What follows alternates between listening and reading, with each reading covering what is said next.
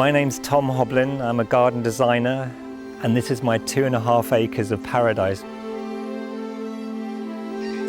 Most mornings, in fact every morning, you'll find me in here, my most used room of my house, if you can call this a house. It's the greenhouse. This is my laboratory. This is where I like to grow everything, propagate things, try stuff. I'm particularly pleased with these Sarcococca seedlings. It's got a lovely feel to the leaf. When I see seed germinating for the first time, it gives me just as much as a buzz as when the very first time as a child when you grew your sunflower at school.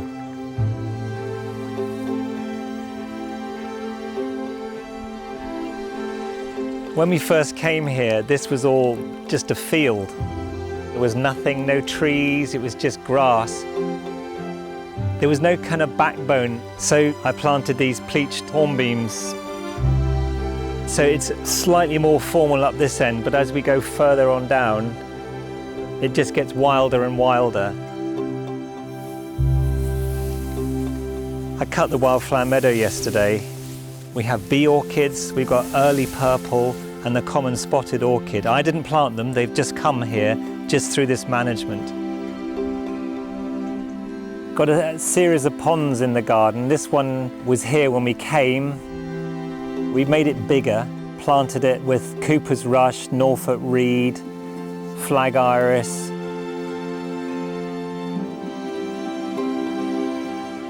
This is my interpretation of a Monet bridge. It gives a little focal point when you're walking through the gardens.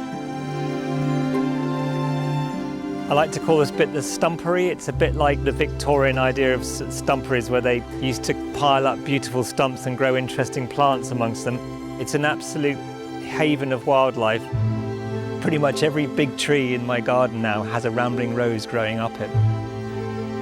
So this is probably our best tree on the property, a huge multi-stemmed alder. It's a beautiful, natural piece of sculpture on its own. It doesn't need any embellishment. This is my garden.